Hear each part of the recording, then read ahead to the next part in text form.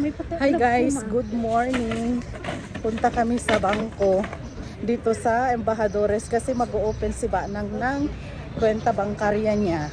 Ayan si Banang, doon niya Banang. Dito kami sa Embajadores kasi may ing dito. O kaso nga lang ang haba ng pila, parang ang haba ng pila. Shems, ano ba yan? Pakita ko sa inyo guys. Diyan kami pupunta guys, o sa ing. Grabing may pila. Tama yung sabi ni Arnel na ba't pa kayo makikipila. Kaso yung isa dyan gusto niya pumunta pa rin dito. Ayan, mas sure daw. Ayan. Update you later guys.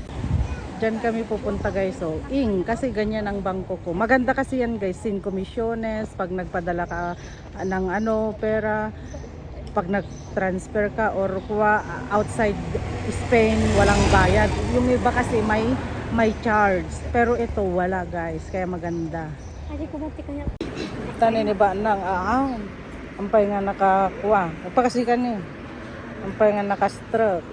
Agrikapito nya 215. Ano? 145. Agrikapti 145. Oraryo na.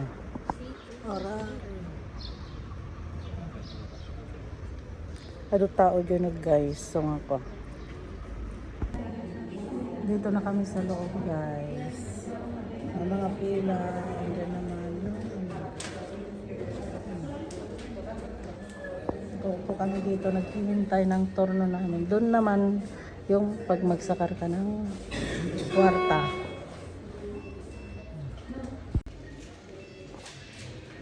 Nandito kami guys sa loob.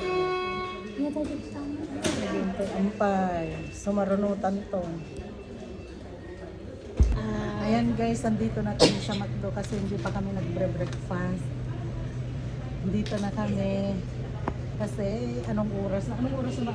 10:44 na ng umaga, hindi pa kami nag-breakfast. Kagagaling na lang namin sa bangko dun sa dun sa Embajadores. Kaya naglibre si Banang ng breakfast. Breakfast tayo everyone. Solo kape. Kape. At saka muffins. Ito sa akin yung kape ko siya. Hindi na naman niya mabuksan.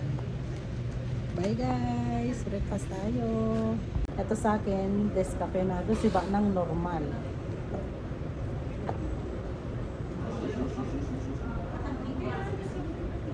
Normal, tapos ang humingi pa siya ng ilang pirasong asukal. Limang asukal. Ganito. Iyawit ko rin ito. Take home daw niya. Ito, muffins. Iyawit ko, tikabot ko dyan kung ikita ng paper ko. Supa. Take home daw niya guys. Pag-asukal ko, diba lang?